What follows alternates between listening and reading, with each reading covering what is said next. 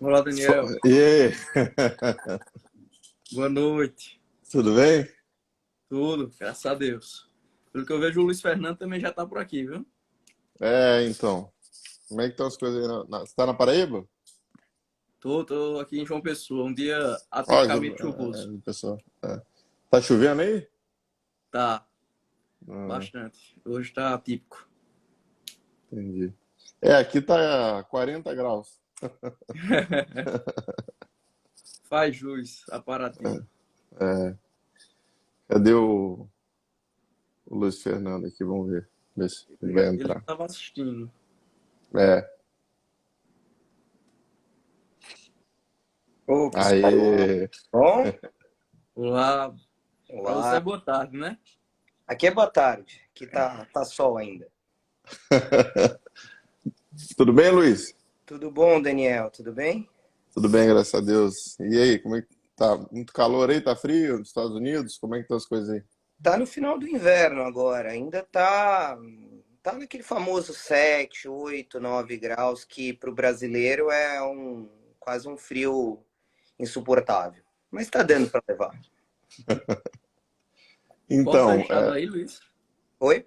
O teu estado qual é? É Califórnia. Eu tô aqui na Universidade de Stanford. Bacana, bacana. bom, o Rony, ele vai entrar daqui a 10, 15 minutinhos, ele está terminando de se preparar lá, e mandou mensagem aqui, mas está tudo certo. Eu vou, bom, fazer uma introdução aqui. O Harrison, ele é advogado, atuante lá em João Pessoa, na Paraíba, enfim, palestrante. Qual área você está atuando, Harrison? Qual área civil, você é civilista, né? Mas qual área? Isso. É direito tributário, questões de direito de entretenimento, direito contratual e eleitoral. Entendi. E o Luiz Fernando, ele tá nos Estados Unidos, está falando diretamente dos Estados Unidos. Tá, a gente está com fuso horário aí de quase 5 horas, né, Luiz? 5 horas. E o Luiz Fernando também é advogado, está fazendo as especializações lá. Acho que doutoramento, né? Agora não me Tá. lembro. É mestrado em Direito Empresarial aqui. O Tá famoso terminando. LLM. Isso. E aí eu fiz o convite para os dois, e a gente meio que se conhece aí da Europa e tal. É, E, e o Luiz também, mas o Luiz você é nascido em São Paulo, né, Luiz? Nascido em São Paulo. Nascido em São Paulo. É, e o Luiz também tem vários, Harrison, o Luiz tem vários livros interessantes, policiais, vários romances aí, bem interessantes, assim, ele começou a escrever bem cedo, acho que com 2 anos de idade, Não, né? tá sendo difícil, não. Eu comecei a escrever o meu primeiro quando eu tinha 20 anos, em 2011 para 12, publiquei. Inclusive, publiquei e conheci o Daniel logo na sequência. Eu para a Inglaterra, a gente se trombou em Cambridge, a gente tinha publicado o primeiro. E o segundo foi em 2019, mas nada de mundo do direito, nada chato, nada daquele nosso mundo chato, complicado. São relatos, são histórias de romance policial que eu escrevi. Hum. Deixa eu perguntar, você está travando alguma coisa da minha tela aqui, de vocês, ou como é que tá? Perfeito. tá em ordem. Tá, beleza. A gente, Bom, e eu sou advogado aqui em Paraty, também leio mão, jogo tarô, búzios, faço previsão do tempo e trago a pessoa amada em 2 dias, né? Então, tô brincando. Eu também atuo na área aqui de ambiental, a parte tributária, um pouquinho de internacional, né, que a gente adquiriu lá na Inglaterra, também em alguns outros países. Mas aqui, como é uma cidade pequena, uma comarcazinha pequena, a gente acaba atuando bastante em quase todas as áreas, mas basicamente era também civilista. Bom, o tema de hoje eu fiz o convite para os dois. O Rony vai entrar dentro de alguns, acredito que no máximo 10 minutos. O Rony é um médico que trabalha e também conclui os cursos de medicina em Kiev, na, na Ucrânia. E eu fiz o convite a ele. Inclusive, o Rony, já concedeu entrevistas a várias mídias aqui no Brasil e no exterior. Aí, como a gente está com a fuso horário do Luiz Fernando, que está lá nos Estados Unidos, e o Harrison está lá na Paraíba, e o Rony de Moura está lá na verdade, o Rony conseguiu, de anteontem, ele vai contar, ele conseguiu se refugiar, se eu não me engano, agora não sei se, me parece que foi na Romênia, não entendi bem se foi na Romênia ou na Polônia. Mas isso faz menos de 24, 48 horas. Ele vai relatar lá, ele é bem atencioso, e enfim, é isso. Deixa eu tentar colocar aqui na live. Deixa eu ver se eu consigo botar aqui, aumentar um pouquinho. Bom, eu ia perguntar, antes do Rony entrar, eu ia perguntar para vocês, primeiro perguntar para o fazendo, já que eu conheci o Luiz Fernando primeiro, não vai ficar chateado, hein, Radis? Certo, tranquilo. Perguntar como é que é a visão. Também vou tentar fazer umas perguntas ao Luiz Fernando também. Eu pensei Não, aqui em algumas coisas que eu queria saber dele. Não, eu tô com uma lista aqui, eu tô com uma lista que o Luiz Fernando vai falar até umas 3 da manhã hoje. Ah, tem que segunda-feira que a gente trabalha. Tô brincando. Mas, ô, Luiz, como é que como é que é a sua visão como profissional da área jurídica, do direito, enfim, se você pudesse passar uma perspectiva para quem está nos assistindo aí, a gente já está com 2.000 pessoas ao vivo, né? Em relação à visão norte-americana, o que você assistiu, enfim, queria que você pudesse falar assim por cima do que de como chegou a notícia nos Estados Unidos, a sua visão sobre essa guerra de uma forma mais genérica. Claro. Primeiro eu queria agradecer a oportunidade, agradecer ao Daniel, agradecer a presença do Harrison. Eu acho que eu tenho dois pontos para tratar aqui de maneira introdutória.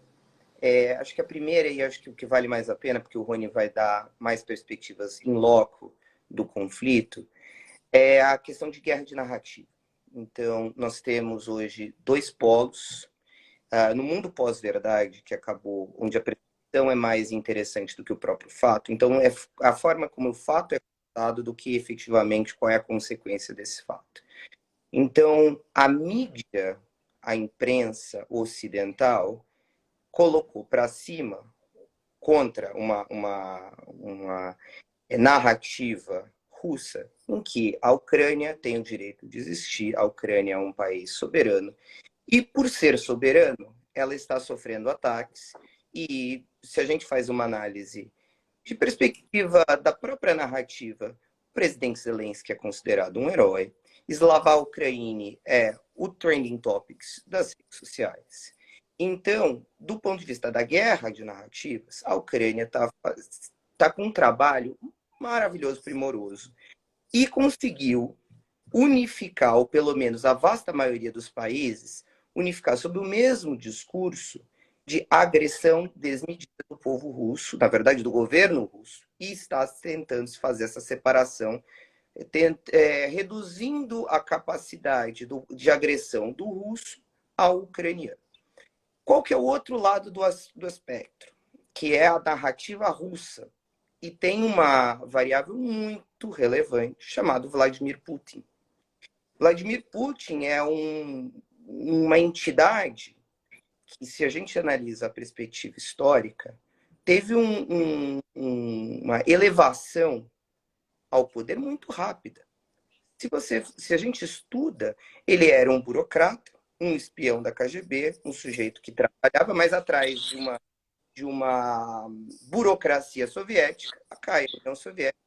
Ele acaba trabalhando por trás de prefeitos e políticos, Moscou, São Petersburgo, algumas cidades, e tem uma escalada de 3 anos a virar primeiro-ministro da Rússia, e o resto é história. Então, a gente tem... Qual que é a narrativa do lado russo que é interessante? A gente está muito acostumado à narrativa do lado ucraniano, do lado ocidental, do lado dos Estados Unidos, do lado da União Europeia. E é relevante a gente entender por que Vladimir Putin está agora tentando fazer essas grandes movimentações que chocam o Ocidente, que chocam a China, que chocam a Ásia como um todo. E eu queria colocar para vocês exatamente 3 oportunidades, 3 elementos relevantes porque o russo, porque Putin resolve agora fazer esse movimento. E a narrativa que vai vir de Vladimir Putin 3 semanas atrás, 2 semanas atrás, em grosso modo, vai para a televisão e fala: a Ucrânia é um país que não existe. A Ucrânia é um país inventado. A discussão narrativa. Eu preciso reduzir a Ucrânia a um elemento fictício para eu poder eventualmente invadir, etc. Então, isso começa a argumentação do lado do Putin, em que a Ucrânia, na verdade, ela faz parte da Rússia. Ela é nada mais, nada menos que ela é uma extensão territorial minha, é um erro for criado. É uma falácia, porque todo país, substancialmente, é inventado. Não existe país natural. E tudo é um grande processo político, cultural, econômico, de construção de país. Mas por que Putin resolve fazer isso? 30 anos de existência independente, sabendo que, historicamente, a Ucrânia já é como Kievan Rus, como parte do comum polaco e lituano. Então, é a narrativa que ele tem. Primeiro, fala assim: eu estou protegendo o povo russo, que é uma extensão de mim mesmo. Mim mesmo é a própria Rússia. Segunda opção, segundo questionamento e elemento relevante, por que Putin está fazendo? É a questão da segurança. Então, eu tenho a Rússia está se sentindo ameaçada por quem? Pretensamente pela OTAN. A OTAN está expandindo as suas fronteiras, a OTAN efetivamente está chegando perto de Moscou e eu preciso me proteger geograficamente. Nós precisamos pensar, não é mais... o argumento não é tão significativo além da própria extensão territorial. Hitler tentou invadir a Rússia, Napoleão tentou invadir a Rússia, existem elementos históricos e a grande proteção russa é a sua extensão territorial. Então você tem um cordão de nações protetiva à Rússia que foram se perdendo desde a queda da União Soviética. Luiz, só te cortando um pouco, quando você fala dessa reconquista da Rússia, geopolítica? Geopolítica. Você tem a União Soviética como uma entidade muito maior, além do povo russo, sendo um ente centralizador de outros povos. E esses povos estão utilizados como proteção, como barreira protetiva geográfica, geopolítica, entre o Ocidente, que começa a nascer na pretensão russa na Alemanha, e você tem barreiras geográficas na Polônia, nos países bálticos, na própria Ucrânia, na própria Bielorrússia e etc. E substancialmente perderam essa proteção, esse cordão de nações, desde o final da União Soviética. Então, Putin, de novo, na sua narrativa, fala: eu preciso proteger o povo russo. Eu preciso ter elementos geograficamente perto do meu quintal, que não vão colocar... Uma coisa é colocar mísseis, uma coisa é colocar tropas em Berlim, outra coisa é colocar tropas em Kiev, ou em Tallinn, na Eslovênia, na Estônia. Então, essa é a outra narrativa do Putin. O terceiro elemento que eu ia trazer para a gente discutir, eventualmente, é o interesse econômico que traz essa invasão. Isso é algo que não foi trazido pela mídia, pela imprensa ocidental ainda, mas é um elemento relevante. A Rússia está passando por crises econômicas. O Putin tem a sua autoridade questionada. Isso é muito difícil a gente ter a plena convicção, porque a própria comunicação dos elementos russos é muito complicado para nós ocidentais, mas que há uma crise econômica, que existe um problema que vem da pandemia, e a crise econômica se torna um elemento agravante em que eu não tenho mais nenhum dos meus parceiros econômicos na Ucrânia, na Bielorrússia, nos Bálticos, ou porque vocês acham que acabou acontecendo uma proteção do Cazaquistão, no Uzbequistão, na Bielorrússia. Existe um interesse econômico do Putin como, de novo, o ente agregador de nações que diz, olha, eu estou perdendo a Ucrânia para a União Europeia. Ao invés dele negociar com Moscou, todos os produtos, toda aquela cesta de produtos que os ucranianos acabam produzindo e exportando, vão ser negociados com a União Europeia. Então, essa questão econômica de tentar tirar o foco do oeste da Ucrânia, que tem produtos relevantes, produtos agrícolas, produtos de indústria de transformação, tirar esse foco e voltar a Moscou, voltar à influência de Moscou. E a perspectiva histórica é relevante. Como é que a União Soviética, em 1917, vindo do povo russo, de um país eminentemente agrário, se torna uma das maiores potências? Uma das explicações é exatamente essa confluência de recursos de outras nações em prol da atividade central em Moscou. Lenin conseguiu confluir isso e Stalin depois substancialmente fortaleceu em que os satélites russos estão aqui para servir a entidade.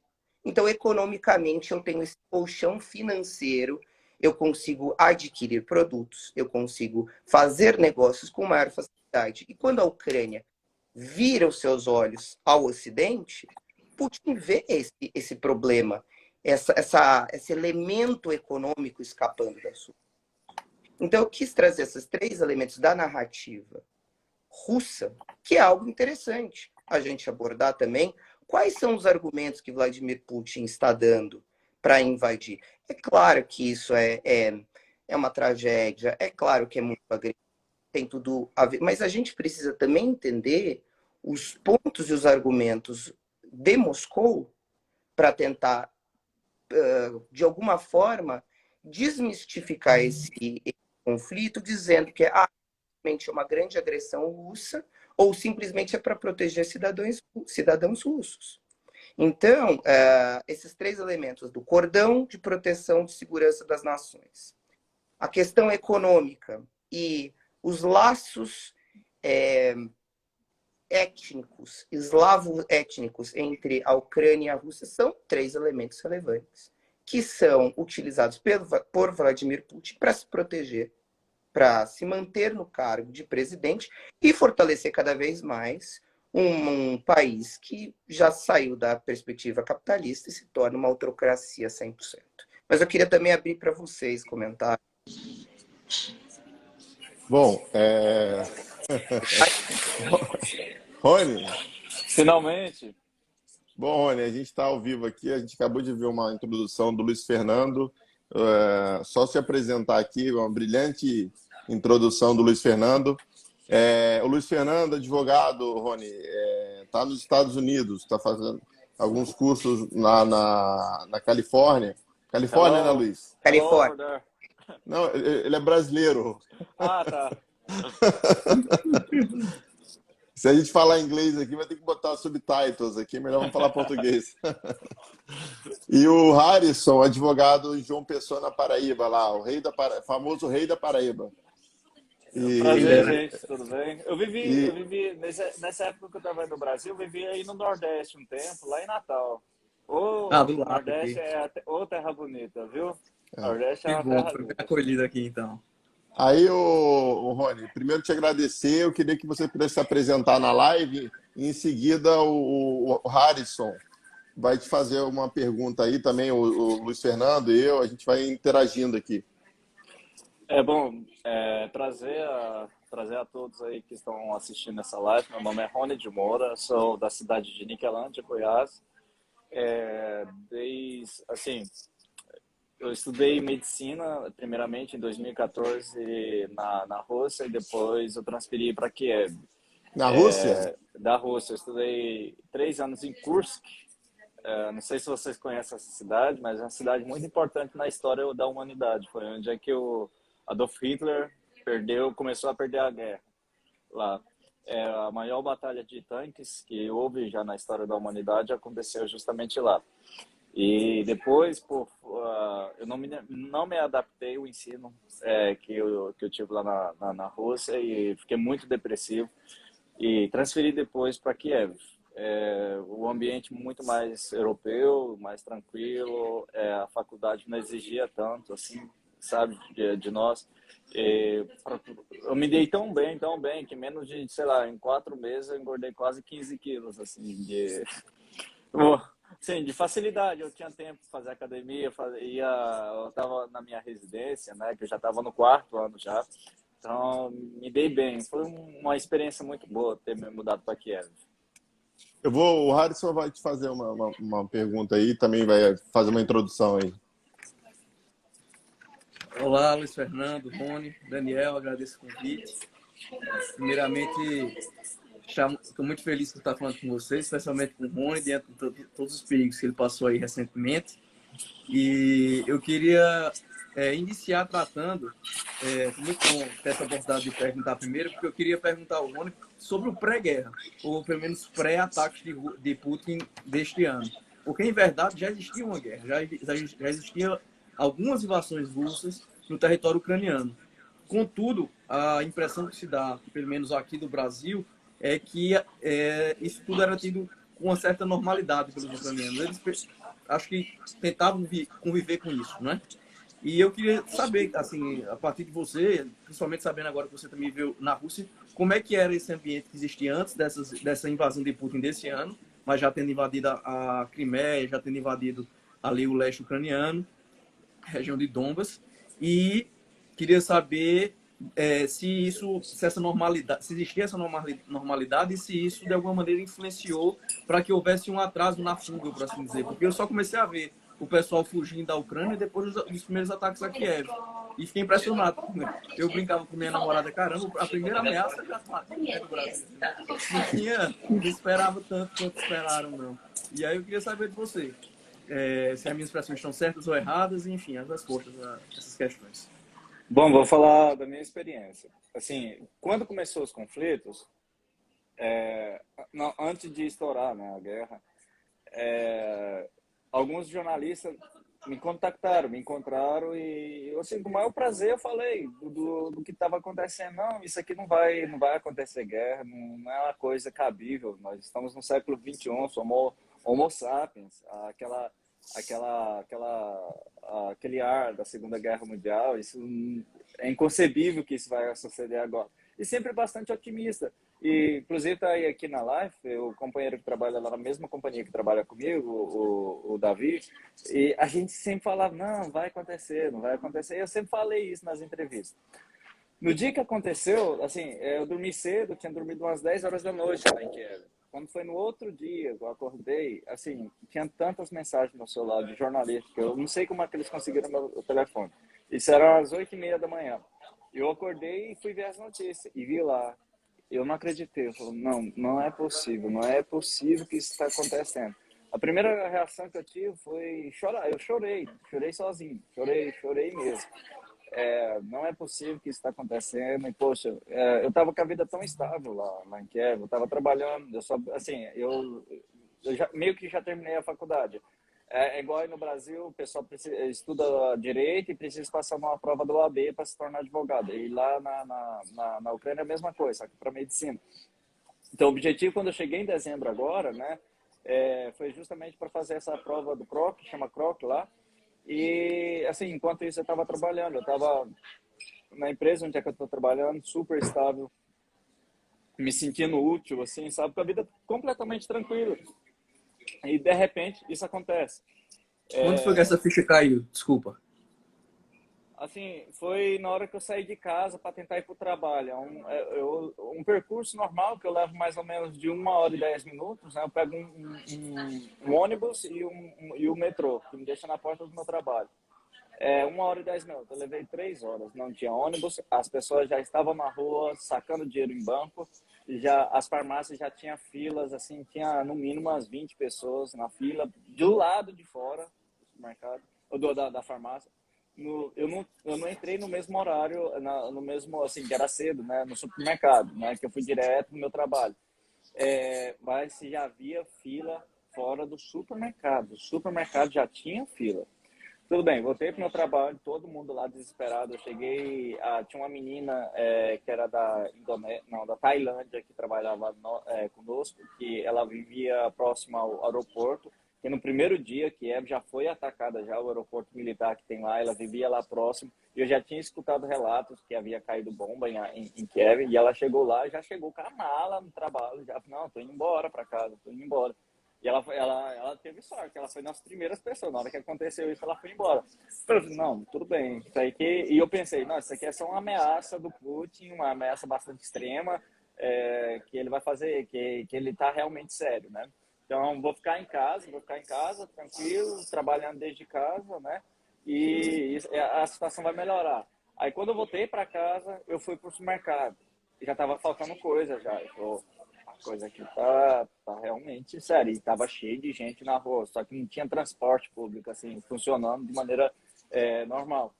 E, bom, voltei para casa, minha família louca lá em casa, aí em Anápolis, Goiás, né? Eles completamente loucos. Não, volta para casa. Não, vou acalmar, isso vai ficar para aquele lado de lá, não vai acontecer nada aqui. E a cada dia as coisas piorando, cada dia a situação piorando. Tá com a cidade ali, já estava dentro do território ucraniano, e a cada segunda as coisas piorando. Aí, o que aconteceu depois? Eu fiquei em casa, né? Eu tinha comprado muita coisa no primeiro dia, muita comida para, sei lá, para quase 2 semanas. Gastei o resto do meu salário justamente com comida. Comprei 5 botelhas, como é que fala? Garrafas de 5 litros de água, né? Ou seja, eu já tinha uns 25 litros de água em casa, né? Sim, eu fiz isso. E carne, sei lá, carne para. Só que o problema é que na minha casa, o fogão, que esse fogão, aí faltava energia direto, ficava intermitente a energia. Então eu preparava comida para, sei lá, 2 dias, deixava na geladeira, e, bom, assim eu segui até quando a situação começou a piorar. Meus amigos, principalmente o que está aqui no chat agora, o Davi, ele morava perto da Pozniak, ou a estação de metrô, e os outros meninos. Não sei se vocês estão sabendo, teve 3 meninos que foi deixado para trás pelo time de futebol, do pessoal daquele... Qual é o nome do time de futebol lá? Chata. Chakra, que ele estava hospedado em um hotel. Aí um dos jogadores, o Moreno, conheceu o pessoal, ele recebeu o convite para ir lá do patrocinador e levou os 2 meninos que jogam futebol, o Matheus, que joga futebol, e o Davi, que trabalha comigo. Eles vivem perto de mim, sabe? Perto deles. Aí eles foram pro hotel, ficaram lá no hotel, fizeram amizade. Poxa, um momento desse, a gente é muito, sabe, a gente ajuda muito uns, solidário, né? E criou aquele ambiente de amizade e tudo mais, mas de repente os meninos foram para tomar banho, subiram, e quando voltaram o cara já tinha deixado ele para trás. E isso não foi culpa da embaixada, foi culpa dos jogadores em si. Porque o que custa, velho? Não, espera, os meninos estão ali em cima, é só falar, velho, a embaixada está aqui embaixo, vamos embora. Você ia embora, né, nessa situação dessa. Quando os meninos desceram, né? Só que, assim, isso foi sábado. E a situação já estava caótica em Kiev, já estava completamente caótica já. Eu fui a caminho deles, né? Porque eu não sabia como é que eles estavam. Eu tinha preparado os hambúrgueres para levar para eles, né? Eu coloquei na minha mochila e fui andando.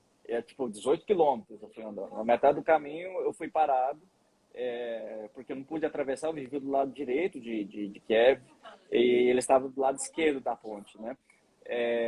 Então eu fui parado no meio da ponte, eles me pediram de prosseguir, falaram assim, volte para casa, porque logo vai começar o toque de recolher.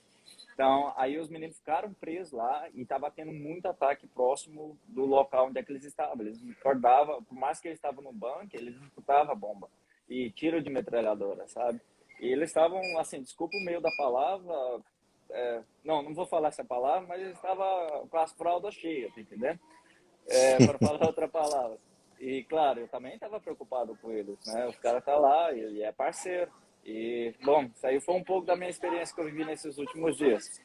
Ô, Rony, eu vou. O Luiz tá. O Fernando tá lá nos Estados Unidos. Queria que ele fizesse uma pergunta aí, conectasse. Vou deixar deixar a palavra com o Luiz e também queria que você falasse, embora você tecnicamente não seja um refugiado, mas eu queria que falasse para onde você, qual país você está agora. Passar a palavra para o Luiz aí. Oi, Rony, tudo bem? Prazer falar com você. Melhor agora. É, Agora tá melhor. eu acho que a pergunta que eu queria te fazer, eu tive a oportunidade de ir para Kiev em 2019, cidade linda, uma cidade grande, uma cidade viva e uma cidade complexa também, porque ela é complexa inclusive de você ocupá-la. Ela é muito grande, nós temos uma das maiores cidades do mundo. Na sua visão, como alguém que está em loco aí, quanto tempo mais, que a gente sabe que é um conflito, é uma tragédia, o exército russo não é brincadeira, quanto tempo mais você acha que é possível o povo ucraniano defender Kiev e se na sua visão você acha que Kiev vai cair mesmo sob o controle russo? O meu desejo é que não caia. O que eu vejo é que o povo vai defender até as últimas consequências. Isso implica até morte de civis. A situação do jeito que está caótica e a cada dia eles estão perdendo mais terreno no próprio país deles.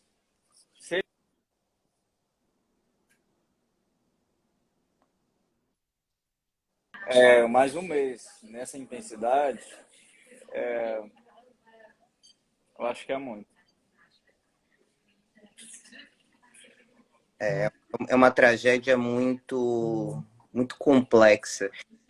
Na experiência que eu estive, eu não sei se ainda está parecido, mas quando eu tive a oportunidade de estar na Praça Maidan, a quantidade Bonito, né? de informação e de nacionalismo ucraniano que foi construído, tinha a bandeira da Ucrânia para todos os lugares. Eu acho que essa eventual possibilidade do povo ucraniano se defender me parece que é o que vai acabar acontecendo mesmo. Mas, na sua perspectiva, você acha que o Putin vai acabar anexando a Ucrânia, vai acabar entrando num acordo de paz com a Ucrânia, ou vai eventualmente botar tudo nas costas e voltar para Kremlin sem ter recebido nenhum tipo de benefício com essa invasão? Na eventualidade do Putin conquistar a Ucrânia, o povo ucraniano não vai permitir. Não dessa forma. Não dessa forma, de maneira alguma. Por mais que o governo caia, eles não vão aceitar. Esse é um abuso isso que está acontecendo. Hoje eu vi um meme bastante interessante, era do Tom e Jerry, um dos episódios. Era duas fotografias, eu gostaria de tentar descrever. O Jerry tinha aquele cachorro malvado do Tom e Jerry, estava dormindo. Aí o Jerry deu uma paulada na traseira do cachorro e o Tom estava justamente atrás. O cachorro acordou e o Jerry deu o pau pro Tom e saiu correndo. O cachorro, na hora que virou, viu que foi o Tom e bateu no Tom. Nessa analogia que eu queria fazer, é a mesma coisa da OTAN. Tentar a Rússia, ela toma partido, invade a Ucrânia, justamente como para se proteger. Tá certo? Tá errado? Não sei. Tá errado a matança de civis? Completamente errado. É horrível, gente. É gente passando fome. Cara, o desespero da cara das pessoas, as imagens que você vê na rua, nas imagens, na televisão, das pessoas desesperadas, aquilo ali dentro daquele ambiente é muito pior. É ar de desespero, assim. Eu mesmo, desde que comecei, assim, o pessoal olha, nossa, Rony, as fotos do seu Instagram, você tá completamente lindo. Cara, eu perdi uns 7 quilos até agora. Tô nervoso, sabe? E voltando à pergunta aqui, se Kiev cair, se o governo cair, o povo não vai querer aceitar. Não vai querer aceitar, isso vai pendurar essa guerra por muito tempo. Eu não sei, eu não sei até quando que esse povo vai aguentar, mas o povo ucraniano não vai aceitar a anexação. Aproveitando o ensejo, se me permite, Daniel, tomando aqui um pouco à frente, é porque o Rony ele faz uma diferenciação que é muito importante entre conquistar militarmente e manter o domínio daquela região. São duas coisas completamente diferentes. Por isso que a guerra a gente sabe quando inicia e não sabe quando acaba. É nesse domínio que os Estados Unidos teve muita dificuldade ali no Oriente Médio, teve dificuldade no Vietnã, e que eu também acho, concordando aí com o Rony, que vai ter extrema dificuldade agora a Rússia com a Ucrânia. E aí, aproveitando o ensejo, o presidente ucraniano ele vem sendo bastante aclamado como herói, e eu particularmente concordo com essa visão, mas há quem ainda insiste em criticá-lo. E ao criticá-lo, um dos pontos que trazem é essa questão da utilização de civis como força armada. E aí eu queria saber, assim, se você acha que isso foi uma imposição do governo ou foi algo que naturalmente os cidadãos Não, fariam? é natural, cara. É algo bonito de se ver. Por mais que seja atraso. Algo muito bonito. É uma experiência de vida que, assim, primeiro que eu não vou esquecer o trauma que eu vivi, né? Mas do lado positivo, esse ar que é minha terra, eu vou proteger contra o invasor, e o invasor é Golias, e eu sou aqui uma nação pequena, Davi, é impressionante, cara. É sem sombra de dúvida uma lição mesmo, sabe? Uma lição que eu não sei explicar, mas é algo muito bonito de se ver. É o povo, mas que é propriamente o Zelensky lá. Apesar que, assim, eu estava na eleição de 2018, 19, né? Eu estava lá em Kiev, né? Tipo, o pessoal no início não levava ele muito a sério. Ele era um comediante, cara. Você conhece a história dele? Você já viu a série que ele tem no Netflix? Cara, é muito interessante como que ele chegou ao poder, chega a ser até bonito, sabe? E agora ele está sendo colocado em prova, literalmente. E ele se tornou um presidente comediante para se tornar um herói. De fato, ele está sendo um herói. E a maneira como fala, a maneira como ele se posiciona, né? É um cara que não tinha experiência com isso e está fazendo, assim, pelas limitações, né, militares da Ucrânia, ele está se saindo muito bem. Para mim, na hora que falou que estava invadindo, há 2 dias os caras estão aqui em Kiev. Cadê? Até agora.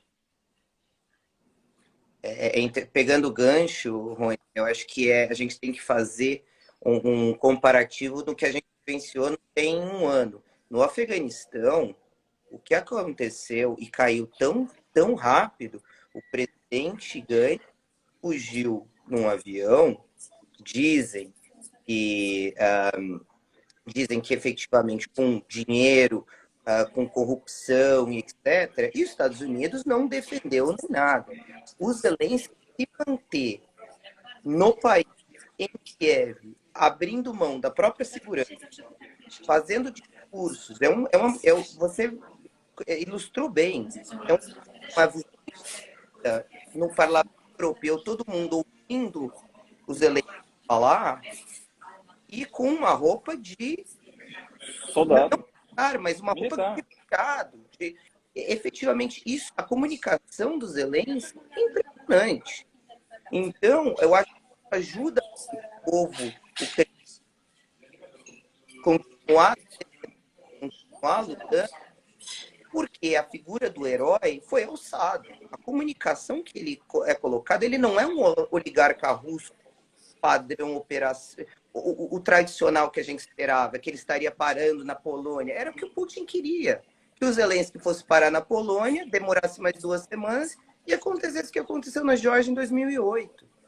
Só que o Zelensky, como figura individual, é muito relevante para essa defesa.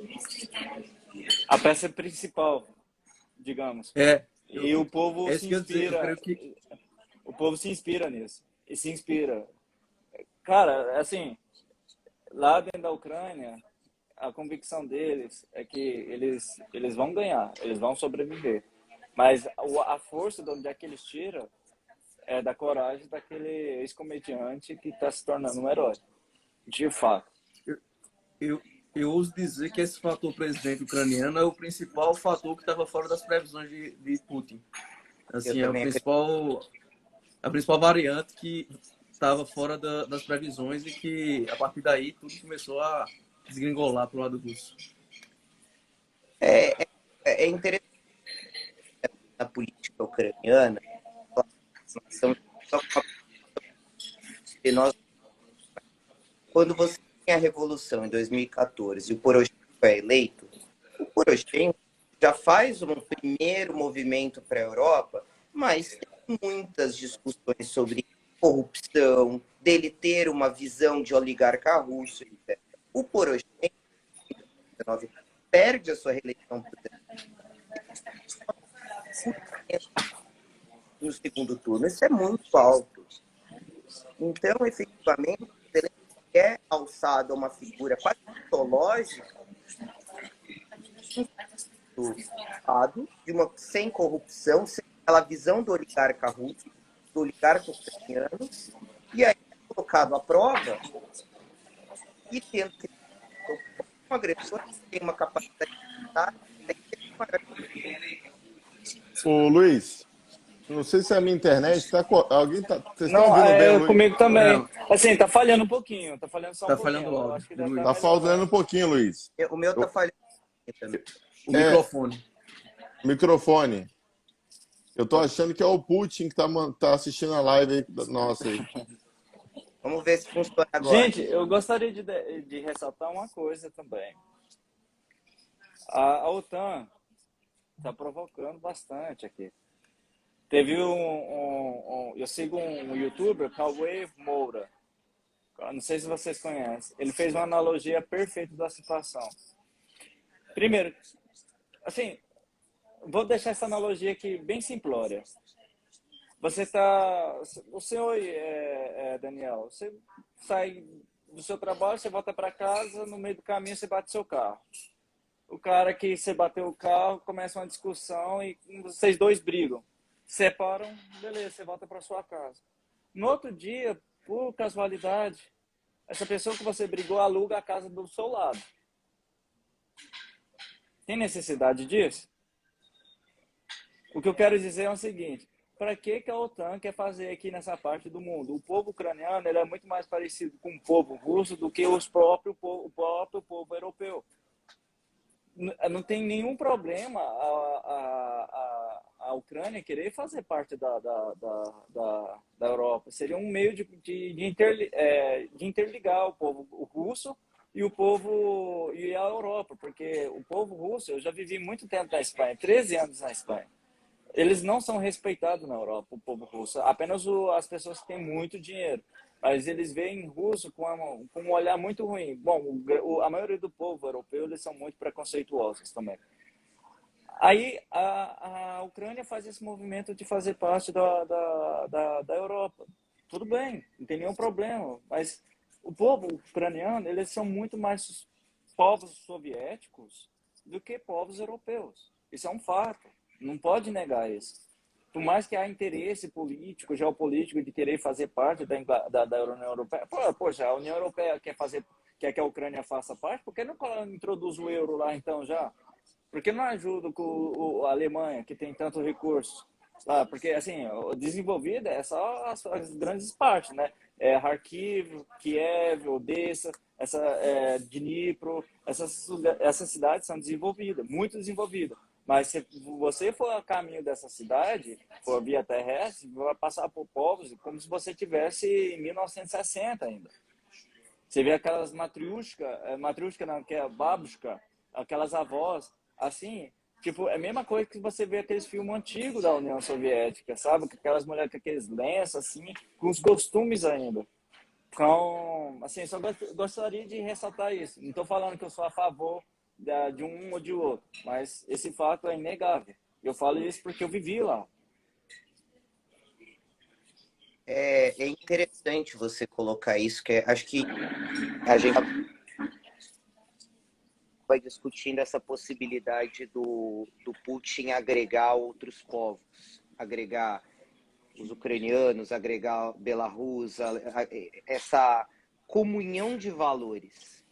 Só que eu ia fazer um comentário para isso. Eu entendo o quanto que eles são parecidos etnicamente, inclusive. Mas uma vez que a Ucrânia ela é um país soberano, e você tem um país que, se a gente olha até na política, ele é dividido, o leste vota de uma forma, o oeste vota de outra forma, é razoável o Vladimir Putin dizer que existe um quintal russo natural nas repúblicas centro-asiáticas e no leste europeu? Porque eu entendo essa correlação, inclusive religiosa, esse compartilhamento de valores russos dos ucranianos é inegável. Só que no minuto em que o mundo é globalizado, no minuto em que você tem a possibilidade de trocas de pessoas, de troca de recursos, as questões econômicas se tornam prevalentes, as fronteiras acabam cada vez mais sumindo, mesmo nesse movimento neoglobal, de neonacionalismo contra o globalismo. Me dá um pouco de, assim, indiscrição, talvez eu esteja sendo um pouco indiscreto te perguntar, Rony, mas eles não teriam direito de voltar os seus olhos e se ficarem mais adequados à Europa, se ficarem mais conectados à Europa e manter a sua identidade étnico, de valores, a possibilidade de fazer parte da União Europeia e fazer parte da OTAN. A OTAN, até onde eu vou, até onde eu estudei, não é um organismo agressivo. A OTAN ela é convidada a defender os seus membros. Quem invadiu 30 anos, invadiu a Ossétia do Sul, invadiu a Ucrânia, mandou tropas no Cazaquistão, mandou tropas em Belarus, e os próprios russos. Eu não vejo com esse receio todo da Ucrânia entrar na OTAN. A OTAN é simplesmente... Porque são dois pesos, duas medidas. Por que a Ucrânia não pode e os bálticos, a Estônia, a Lituânia, a Letônia pode? Por que a Polônia pode e a Ucrânia não? Por que a Turquia pode e a Ucrânia não? Eu não entendo esse receio. Se me permite, eu concordo bastante com o Luiz Fernando aí. Eu acho que assim, a OTAN... A OTAN não vai lá e domina ninguém. O país ele pede para participar da OTAN e os ucranianos, pelo que eu vejo daqui, aí você pode falar melhor do que eu, Rony, mas assim, o que eu vejo é que nas últimas eleições, inclusive, vinham tendo esse direcionamento mais pró-Ocidente. E nesse sentido, pró-União Europeia e pró-OTAN. Então, assim, a própria Revolução de 2013, 2014, né? Que ocorreu lá, foi nesse sentido, pelo que eu leio daqui, não sei, aí eu queria saber se Rony lê de alguma maneira diferente. Sobre, assim, eu concordo com o que você disse. O povo tem direito de escolher fazer parte da União Europeia e, ao mesmo tempo, carregar os valores culturais, custos adquiridos é uma coisa que você vai pagar numa decisão, obviamente. Eu vou te dar um exemplo clássico aqui. É muito feio você assobiar na rua, na Rússia. Aqui, uma vez eu estava em Kiev, eu fui num parque aqui com a ex-namorada que eu tinha na época, eu sentei assim para tirar uma foto, aí estava assobiando uma canção que estava na cabeça. Uma criança veio aqui, uma criança, sei lá, de 6 anos, e fez assim na minha boca. Não subia, não subia, não subia. Ou seja, a mesma tradição, a mesma tradição. Sim, o povo tem direito e deve ter, e nunca pode ser surrupiado esse direito de livre escolha, né? Mas o medo maior é do Putin. É o Putin que está temeroso. É que nem quem está acuado ataca. Então, por isso que ele está atacando. Ele teme perder realmente o controle total aqui da Ucrânia, porque, querendo ou não, a gente volta naquele mesmo assunto. O povo ucraniano, o povo russo é um povo só, dividido por linhas imaginárias, que separam países, que simplesmente é o mesmo povo, é a mesma carga cultural, é os mesmos costumes, é as mesmas crenças. O idioma muda, tá, mas o idioma russo saiu do ucraniano, né? Então... Ô, Rony, deixa eu te fazer uma pergunta, que só algumas pessoas entraram na live, só para fazer uma apresentação rápida geral aqui. O Harrison, doutor Harrison, advogado, está falando aqui da Paraíba, João Pessoa. O Luiz Fernando Lockman está nos Estados Unidos, advogado também. Cada um dá um lugar. E o nosso amigo Rony de Moura, médico, que é residente, morou aí há alguns anos, fez o curso de medicina, terminou o curso de medicina em Kiev, na Ucrânia. Eu queria fazer duas perguntas em um, Rony. Queria que você relatasse o seguinte, porque o Luiz Fernando falou uma coisa interessante. Lituânia, Estônia, enfim, esses países não estão sendo ameaçados. E ao mesmo tempo você diz que a Ucrânia, Kiev e Rússia são o mesmo povo, né? São povos com, enfim, identidades culturais e tal. Duas perguntas em um. Eu queria que você falasse o que a Ucrânia tem de tão especial, por assim dizer, por que esse interesse tão grande do Putin de invadir a Ucrânia e não os outros, a questão nuclear, questões econômicas, qual é esse motivo? E segundo, eu queria que você comentasse que você já não está mais em Kiev. Tá. Eu esqueci. Vocês me perguntaram, eu esqueci. Você não está mais em Kiev. Você conseguiu sair de Kiev. Então, eu queria que você falasse sobre esse motivo. Por que a Ucrânia não Lituânia, Estônia, enfim, outros países? Por que o Putin estava com esses olhos para Kiev? E dizer como é que foi a sua saída da Ucrânia, que você estava fazendo medicina, terminando medicina lá em Kiev, na Ucrânia, e aonde você está agora.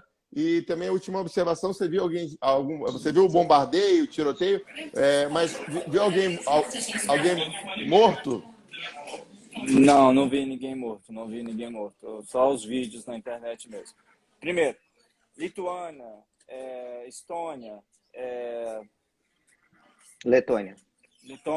Eu já tive o prazer de visitar aqueles lugares. Aquele pessoal não parece povo russo, nem um povo ucraniano, nem muito menos europeu. Eles têm a sua própria identidade.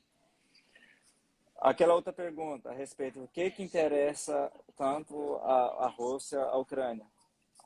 O solo ucraniano é um dos mais férteis aqui da Europa. É extremamente rico. Ali qualquer coisa nasce no verão, qualquer alimento nasce. E seria de extrema estratégico para a Rússia, né? O interesse maior também. Tem alguns minerais que é extraído também, lá, eu só esqueci quais, algo de commodities lá que eu não sei qual. Eu só esqueci, eu lembrava o que é. Tem muitos interesses. O solo ucraniano é muito rico também, principalmente na agricultura. Quando eu ia para outros lugares, viajava lá dentro da Ucrânia, eu não via árvores, era tudo solo para plantio, tudo. E muito girassol também, era muito bonito também, sabe? Na época da plantação. Nossa, era campos intermináveis daquela coisa amarela, a coisa mais linda do mundo, sabe? Uma imagem impressionante. E então, imagino que o maior interesse do Putin também, assim, uma eventual conquista lá, é justamente a aquisição ou o domínio daquele plantio que tem lá, que é extraordinário. E como é que foi essa sua saída de Kiev? Onde você está agora? Quanto tempo você está? Como é que você conseguiu sair? Foi uma saída cinematográfica, para dizer a verdade. Foi segunda-feira, o pessoal da embaixada tinha comunicado com a gente, me ligou o André da embaixada, falou assim, olha, amanhã às 7h30 da manhã, a secretária de comunicação da ONU vai passar aí e vai te pegar. Bom, já estava com as malas preparadas, tinha feito comida para a viagem também, né, que eu não sabia como ia ser. E quando foi 7h da manhã, 7h20, a mulher passou junto com 2 pessoas no carro, vieram 4 pessoas no carro. Aí a gente saiu de Kiev, eu cheguei a ver uns estragos, já coisa da guerra mesmo, cheguei a ver. E a gente se encontrou com outros 3 carros. 3 carros que carregavam os meninos, né, do futebol, que foram deixados para trás, e a gente estava a caminho de Lviv. A gente era 540 quilômetros, né? Você faria essa viagem 6 horas mais ou menos, porque as estradas são boas. Porém, a gente veio fazendo zigue-zague. A gente não veio para as vias principais. E esse percurso levou 13 horas. 13 horas. 13 horas. Dentro de um carro, extremamente estressado, preocupado, cansado, suando. Assim, a gente parava algumas vezes, né? Eu tenho um problema, assim, na próstata, com 34 anos, eu precisava fazer xixi toda hora. E com a preocupação o trem piora mais ainda, sabe? Eu tô fazendo tratamento para isso. Aí, tipo, eu ficava incomodado, até que me doía. Eu não podia ficar parando toda hora para fazer xixi, né? E, assim, a gente não chegou em Lviv no mesmo dia. A gente ainda parou em uma cidade. Se meu amigo estiver aqui na live, ele vai pegar no meu pé depois, porque eu sempre esqueço o nome da... Ternopil, o nome da cidade. Ficava mais ou menos uns 40 quilômetros de Lviv. Aí nós fomos lá recebidos no hotel, assim, maravilhoso o atendimento. Nós descansamos lá, inclusive eu tinha feito a entrevista para Globo lá dentro do hotel, com a cara completamente destroçada, parece que eu estava vindo de guerra, literalmente. Literalmente. Literalmente, assim, com Do fome. fronte de batalha. Nossa senhora, assim, nossa senhora, o pessoal, eu tava assustador, tava aparecendo, eu não sei com que eu tava aparecendo, mas não era eu. E, claro, né, eles tocavam o alarme toda hora, assim, então a gente dormiu, passamos a noite nesse lugar, dormimos e fomos para outro local, né, para Lviv, no outro dia de manhãzinha cedo. Aí nós chegamos no hotel, já se encontrava alguns brasileiros lá, a gente foi conhecendo aquele repórter do SBT, o Sérgio Utz, ele estava lá também acompanhando, a gente fez uma amizade, conhecemos, assim, ele falou das experiências da vida dele, e foi um ambiente mais tranquilo lá, foi de recuperação de energia. Aí eu pude comer o máximo que eu pude, beber o tanto que eu pude também de água, também hidratar, porque uma viagem dessa você acaba perdendo muito líquido. E eu descansei 2 dias, aí até que o embaixador conseguiu providenciar para nós a saída, né? Foi antes de ontem, mais ou menos. A saída foi espetacular, porque, assim, de início era para nós termos partido de lá com um ônibus, só que na última hora o ônibus não apareceu. Aí ele teve que dar os pulos dele, teve que ligar para um monte de gente e providenciou 5 carros para nós, mais um carro da Cruz Vermelha e um carro policial. Aí o carro policial foi na frente, escoltando a gente com alarme, inclusive tem isso no meu Instagram, o vídeo da nossa saída. Foi cinematográfico, porque a cidade, claro, né, estava lotada, estava cheio de gente, trânsito, e o carro de polícia foi abrindo caminho para a gente, assim, coisa de louco mesmo, assim, sabe? É surreal o que eu tinha vivido. Eu filmei tudo isso porque foi algo único, então eu preciso, não apenas na memória, né, mas guardar isso e, assim, mostrar para o pessoal, né, como que está sendo a realidade Você, aqui dentro. ô Rony, você então está 72 horas fora da Ucrânia e você está em qual país? Meu plano inicial era para a Romênia por questão do meu trabalho, porque eu trabalho também lá na Romênia, a capital, em Bucareste, eu esqueço o nome da capital. Bucareste, Bucareste. Bucareste. Bucareste. Tem uma da sede do meu trabalho. Só que no último momento, o embaixador Rony, por questão de logística, a gente não vai conseguir levar você, vai ser muito difícil. Melhor você ir para a Polônia e da Polônia você ir para lá, né? Então, questão de profissionais também. Então, eu vim para a Polônia, estou aqui em Varsóvia, estou no centro de Varsóvia agora, relaxando, né? Tranquilizando, tentando esquecer, né? Mas ao mesmo tempo vendo aqueles flashes, que, poxa, do dia para a noite, minha vida completamente saiu fora do eixo, né? Da tranquilidade que eu estava, do trabalho estável, da minha faculdade, para tipo, a incerteza do meu futuro agora, né? Não, é interessante, Rony, essa experiência que você está passando, para a gente ouvindo isso, é quase que uma coisa indescritível, né?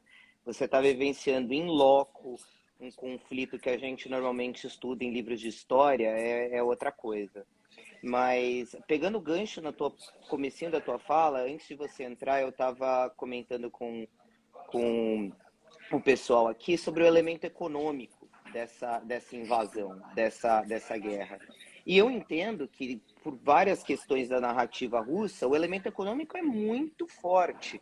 Você falou exatamente, o solo ucraniano é um solo que até se assemelha à antiga Terra Roxa que existia em São Paulo, etc. Então, no minuto em que você tem uma crise russa, uma crise econômica, e você tem a possibilidade de trazer a Ucrânia para a influência russa e fomentar mais trocas econômicas entre Ucrânia e Rússia, com certeza com produtos de matriz energética e produtos efetivamente agrícolas. Você tem uma recriação daquele poderio da União Soviética que usava de outras nações para fortalecer a sua entidade central em Moscou. Eu queria, inclusive, ouvir um pouquinho do Harrison. O que você acredita, o que você acha dessa narrativa do Putin de invadir a Ucrânia?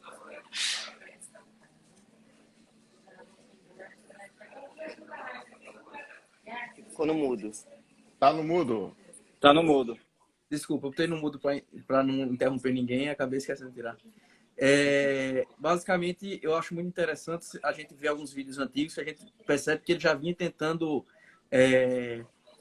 criar essa narrativa, mas que acabou não se proliferando tanto aqui pelo Ocidente, e que eu acho que acabou não emplacando tanto. E é interessante, eu vi um relato do general Petros, eu acho o nome dele talvez seja assim, que já foi o diretor-geral da CIA. E ele fala que a narrativa de Putin, ela teve grande dificuldade de se colocar, como já se colocou no passado, porque essa foi a primeira guerra que foi transmitida online, foi transmitida ao vivo, basicamente, por qualquer civil. A gente já viu algumas invasões recentemente ao Oriente Médio, mas é uma outra civilização, não é uma civilização tão ocidentalizada, por assim dizer, com a tecnologia tão bem posta, tão bem proliferada. E já há alguma década, pelo menos. Agora a gente vê um outro nível de tecnologia, um outro tipo de sociedade, e ficou muito difícil de se encaixar a narrativa russa diante de tudo que foi sendo demonstrado pelos próprios civis, através da tecnologia que eles têm acesso hoje. Então, eu penso que a narrativa russa ela teve grande dificuldade de se impor diante disso. Ademais, sobre o que você falou lá no início, eu fiz aqui algumas anotações que, de fato, ele se coloca como defensor da Rússia étnica, né? Ele tenta expandir os limites russos a partir dessa perspectiva étnica, como se ele fosse o grande defensor de minorias que não podem se expressar lá fora. E outro ponto importante é que, além do solo extremamente fértil na Ucrânia, a Ucrânia é o segundo maior país em termos de território na Europa. Então, na verdade, se via, como também o Luiz destacou lá atrás, como uma espécie de espaço assim, de contenção para as tropas do passado. Quando a gente vê, por exemplo, que em outras guerras, Bonaparte, por exemplo, teve grande dificuldade de enfrentar o inverno russo e chegar a Moscou, isso ocorre porque ele teve que enfrentar uma área ali que hoje seria a Ucrânia, né? E a época era considerada russo também. E aí essa grande extensão territorial tem esse valor e a Ucrânia agregava muito. E eu acho que também tem um fator aí que, porque quanto à Polônia ele não faz isso, com relação a outros países ele não fez isso. Também teve um momento, né? Ele achou que nesse momento ele estava bem estabilizado lá na Rússia, de repente, estava mais confortável na política interna para poder se dedicar na política externa dessa maneira. Eu creio que teve esse fator também. É basicamente isso que eu queria dizer. No mais, assim, eu creio que o Putin ele apelou à guerra porque ele foi derrotado na guerra de influência cultural, econômica que todos os países eles fazem. Ora, aqui a Venezuela ela está cada vez mais próxima da China e Rússia, porque ali na guerra entre o Ocidente e aqueles países venceram. Mas no geral, os países da antiga cortina de ferro eles preferiram aderir ao Ocidente e deixar aquela influência russa no passado. E aí Exato. ele fez o que pôde para tentar manter a Ucrânia dentro do seu campo de influência, e quando viu que não era possível, apelou para a guerra. Então, basicamente, mas assim, ele foi de fato uma apelação, porque esse jogo de influência existe no mundo todo. Imagina se os Estados Unidos fossem invadir a Venezuela, porque hoje a Venezuela está sob a influência chinesa ou russa. Ora, todo mundo ia se compadecer, o sentimento anti-americano ia aflorar. E por que, com relação à Rússia, a gente vai permitir esse tipo de invasão? Mas, Harrison, desculpa eu te interromper, mas esse gancho de ameaças é feito à torta e à direita. O Trump fez isso com a Venezuela e nunca entrou. O Sim, Putin faz isso. Tem esses grandes jogos de cena que efetivamente a diplomacia acaba tendo que se utilizar. O problema é quando você ultrapassa a barreira da política, ou da política um pouco mais agressiva, e você tem que comprar um discurso e vender isso internamente. A mídia russa foi completamente controlada nas mãos do Kremlin hoje, porque você tem que vender isso para o seu próprio povo. Existe uma forma de narrativa hoje em dizer que não estamos em guerra contra o povo russo. Comentar, isso é inteligente, essa comunicação de o povo russo não é nosso inimigo, o povo russo deve questionar seus líderes, nós estamos em guerra contra o governo russo, ou uma parte do governo russo. Então, essas narrativas, essas nuances pequenas, elas perpassam por essas disputas, por essas ameaças diplomáticas. O próprio Jair Bolsonaro, quando vai à Rússia, todo um movimento por detrás do que ele está falando, efetivamente, o que é importante, o que é o papel do Brasil. A diplomacia não se faz só com conversa, se faz efetivamente com imagem. E a imagem é importante.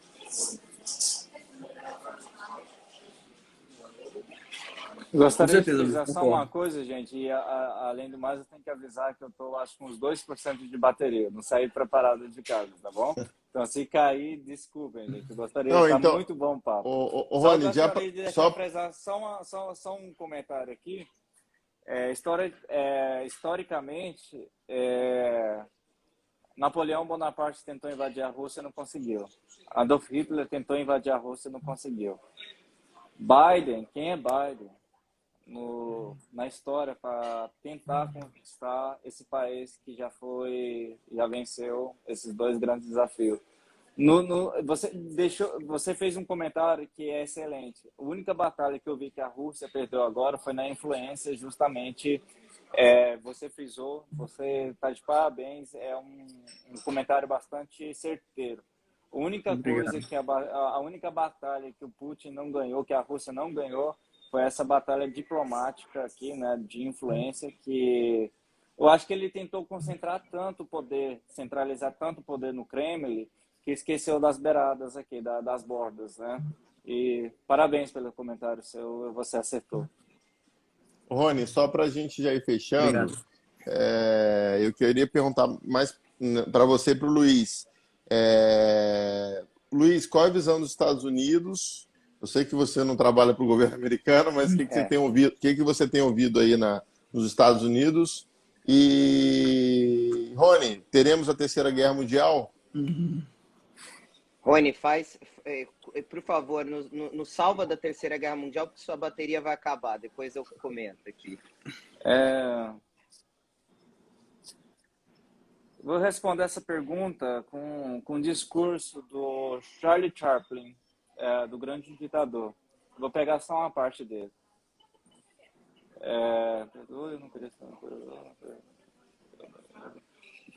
Eu não pretendia controlar ou regulamentar a vida de ninguém. Eu deveria ajudar o maior número de pessoas possíveis, brancos, negros, ricos e pobres. Nós todos queremos ajudar uns aos outros. Nós humanos somos desse jeito. Queremos viver pela felicidade do próximo, não pelo infortúnio do seu irmão. Não queremos odiar ou menosprezar uns aos outros. Esse planeta é casa para todos. Olha a Terra, ela é rica e podemos prover para todos. Dessa maneira, os caminhos da vida podem ser livre e bonito, mas infelizmente a ganância envenenou a alma do homem. Nos cobriu com um cobertor de sangue, nos prendeu dentro de um muro de medo e terror. Nós desenvolvemos tecnologia, mas nós nos prendemos dentro dela. Máquina que nos trouxeram mudança nos deixou famintos. Com nossa inteligência nos tornamos gananciosos e eu esqueci o nosso, eu não consigo pronunciar. Mais do que tecnologia, precisamos de humanidade. Mais do que inteligência, precisamos de caridade e gentileza. Sem essas qualidades, a vida será violenta e tudo se perderá. Esse discurso, para mim, ele enfatiza muito poder do ser humano, de poder conquistar, construir, fazer da natureza o que bem entender para nos beneficiar. Sobre a questão da Terceira Guerra, com esse conflito, que pode ser o estopim, eu não quero imaginar, apesar de todos os recados que eu tinha falado no pessoal, falei que não ia acontecer, não ia acontecer. A minha esperança é que não haja, de fato. Nós, Homo sapiens, somos capazes de construir máquinas que podem alcançar outros planetas. Nós somos capazes de alcançar um átomo, de fundir um átomo. Nós não somos capazes de nos entender aqui, no solo desse planeta, do terceiro planeta depois do Sol. O universo é gigantesco, cara. Esse planeta aqui é o que proporcionou as condições excelentes para nós, Homo sapiens, surgir, dominar e explorar. Estamos fazendo de maneira irresponsável, mas... E Terceira Guerra Mundial, eu espero que seja só um dos piores pesadelos, e não a realidade. Do meu lado, coaduno com tudo que o Rony falou. Charlie Chaplin tem, de novo, outro comediante com essa nuance da comunicação fina.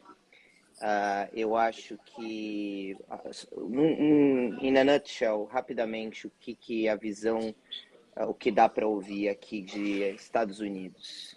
O governo Biden é um governo muito fraco. É um governo que se propôs a ser o centro contra o que representava Trump e acabou não entregando. Fazem muita comparação a Jimmy Carter, que também enfrentou mais ou menos conflitos, economia e etc. Existe uma guerra de narrativa aqui, não pró-Rússia, mas uma guerra de crítica ao Biden. O próprio governo Biden não vai entrar, ou é muito, muito difícil ele entrar.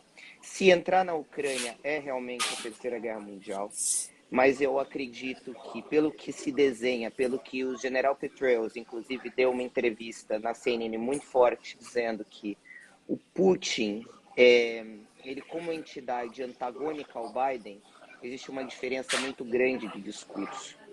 E o próprio Estados Unidos, ele fica um pouco ensimesmado com os tópicos domésticos. Então, eles já vão ter que nomear uma nova ministra da Suprema Corte. Tem várias discussões e nuances e a guerra está perdendo um pouco de força aqui internamente. Ainda é noticiado dia após dia, mas não existe um goodwill político para que o governo Biden se insira cada vez mais nesse conflito. Eu acredito, daí é um sentimento pessoal e eu vou coadunar ao Rony. Eu tenho a esperança que nada mais vai acontecer, mas existem 3 soluções básicas para esse conflito. Ou Putin vai embora, ou Putin anexa a Ucrânia, ou entra num acordo. Não tem meio termo. Não tem.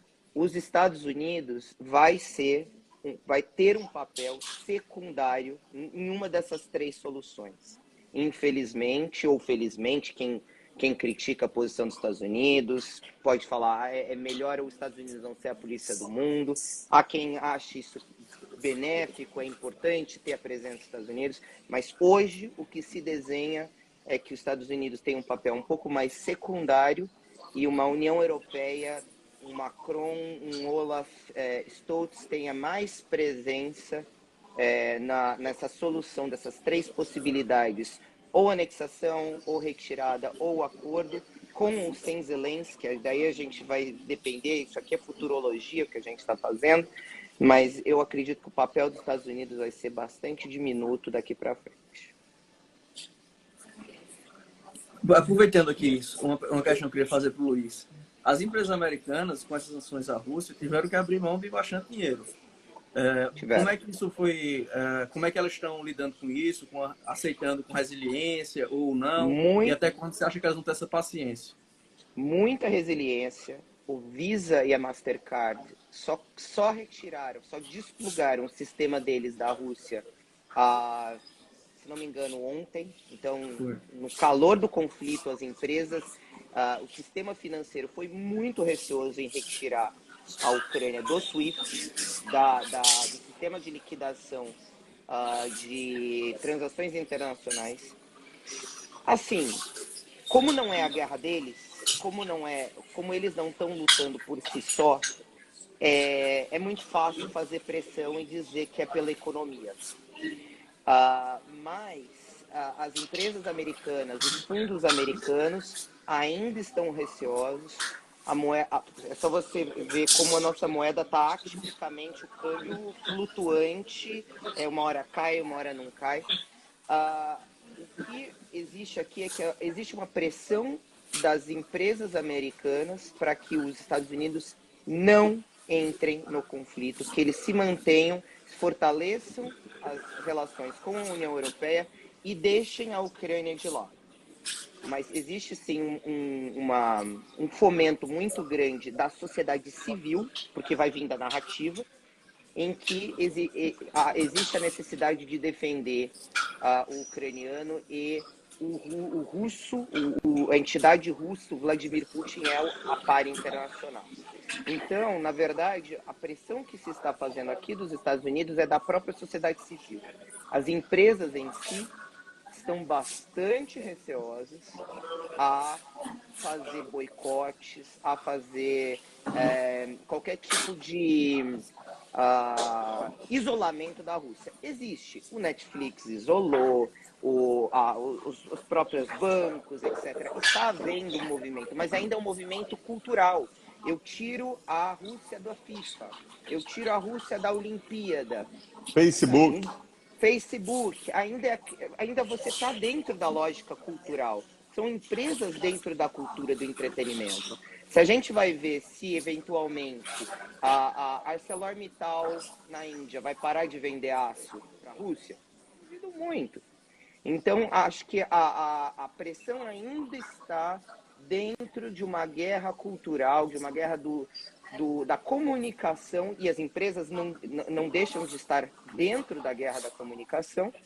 E quanto mais você está perto do povo, você está mais perto dos cidadãos, você vai ter que reagir mais fácil. As empresas que estão mais afastadas, as empresas de indústria, do sistema financeiro, podem ter mais maleabilidade de manter uma pressão isolada e dizer, não, uma coisa é o povo ucraniano e eles precisam se resolver, não piorem a economia que já está muito agravada vindo da pandemia. Então, é difícil cravar que qual que é o movimento econômico que está se acontecendo, mas há sim uma pressão para que os Estados Unidos não entre nesse sistema, nesse confronto mais abertamente. Ô, Rony, já para a gente ir fechando, que eu sei que já está tarde aí em Varsóvia, na Polônia. Tá muito frio aí, Rony? Saí aqui agora para ficar um pouquinho lá fora, que aqui dentro está muito quente. Mas se sai lá fora, é muito frio, muito frio. Uma das sanções que você tinha comentado aí, assim, talvez pode acontecer que o Putin caia tanto de popularidade lá dentro da Rússia. Gostaria de só deixar um comentário, assim, não é um momento oportuno, né, mas para alegrar um pouco. Aquele site de pornô, Xvideo, parece que eles encerraram. Talvez com essa pressão agora, certeza que o governo do Putin cai justamente por esse motivo. Esquece Visa, esquece os outros sentidos. Aquele site caiu, nossa senhora, certeza que a gente vai ter protesto lá na Rússia. Então vamos esperar que... Não, mas tirando essa brincadeira, que não é o momento tá certo, né, que o papo aqui é sério, eu vejo que está tendo, meus amigos russos, está tendo muita pressão para o Putin parar. Obviamente que eles são proibidos de fazer protesto lá, né? Precisa de autorização, mas nenhuma prefeitura vai dar autorização para fazer um protesto contra a guerra que está acontecendo, né? Então, Rony, vamos levar isso em consideração. Rony, o seu amigo está mandando sorrisos aqui do seu comentário. Acho que é seu amigo de Kiev. Davizinho. Aí, Davi, ó, tá vendo? A gente faz uma entrevista séria, um convidado aqui, fica fazendo piada, daqui a pouco a gente vai ter o... Vai cair a rede aqui. Ainda bem que eu te conheci, Rony. Você fez eu passar essa guerra mais feliz. Tá mandando para você. A gente tentou rir bastante, gente. É Mas, distrair, não pode, a gente não pode ficar naquela coisa tensa, cara. É muito, não tem jeito de descrever, não tem jeito de, não há palavra para descrever a tensão que se está quando está lá dentro. Se a gente procurava uma via de escape para escapar daquela realidade, a gente ia pirar. Então, tipo, por mais que o momento seja sério, tenso e perigoso, assim, eu tentava sempre fazer algum tipo de graça para meus amigos ficar assim mais tranquilo, né? Ô, Rony, eu queria só para a gente ir fechando, saber o que você está em mente agora. Você está terminando medicina em Kiev, você está agora em Varsóvia aí, em Warsaw. Bom, O que você vai fazer? Como é que são os planos eu aí? gostaria de manifestar aqui, Quer mandar uma primeiramente... mensagem para algum Sim, amigo no sim, sim, sim. Brasil? Não é nem para um amigo, é para uma pessoa específica. Eu gostaria de utilizar esses últimos dias eu ganhei muitos seguidores, né? E eu fiz algumas entrevistas, então gostaria de manifestar aqui uma ideia que eu tive hoje, que era de terminar minha faculdade lá no Brasil. Eu sou pai, eu tenho um filho de 9 anos, que já tem quase 9 anos que a gente não convive junto. Obviamente, quando eu vou para o Brasil, a gente se vê, mas eu quero ter meu filho do meu lado. Eu sou o pai dele, ele tem que ter a influência do pai dele. Então, para mim, seria muito oportuno eu conseguir uma transferência de medicina para o Brasil. Só que eu não tenho condições financeiras para arcar com a faculdade particular. Sai da casa de 8 mil a 10 mil. Então, eu gostaria de conseguir alguma transferência com a bolsa integral para eu poder terminar a faculdade no Brasil. O meu conhecimento em medicina está extremamente... Vamos dizer, de 0 a 10 está 1, beirando 2, para dizer a verdade, pelas coisas que me aconteceram aqui. E quando eu fui aí no Brasil e fiz residência aí, estágio, em 2 semanas eu aprendi o que não aprendi em 4 anos de faculdade. E eu estou precisando disso. Então, eu gostaria de deixar aqui o manifesto meu, o interesse meu de conseguir, através da mídia também, né, algum meio de conseguir uma transferência para mim, para eu poder concluir o meu curso aí no Brasil, estar próximo à minha família, à minha namorada, que eu amo muito, e a gente, pelo destino, né, pelas escolhas, assim, acabei chegando aqui, né, e ter que terminar aqui.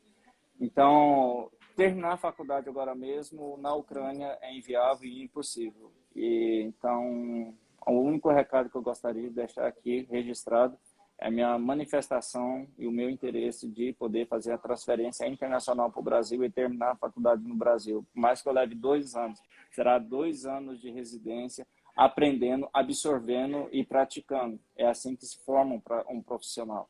Então, é isso. Harrison, para fechar aqui, eu queria que você fizesse uns comentários final aí para a gente... Meu comentário final é no sentido de agradecimento por essa oportunidade. A gente, pelo menos eu, Daniel e o Luiz Fernando, a gente fez intercâmbio, né? E o Rony morou muito tempo fora também, e tá fora ainda hoje. E a gente tem essa oportunidade algumas vezes, nessas experiências, de ter algumas conversas extremamente frutíferas, de, né, troca de cultura, e fica ali na mesa de bar, né? E a gente teve, a partir da iniciativa do Daniel, ter essa reunião aqui para muitas, dezenas e dezenas, centenas de pessoas assistirem. E eu acho que foi algo construtivo para todos que puderam vir e para mim pessoalmente também.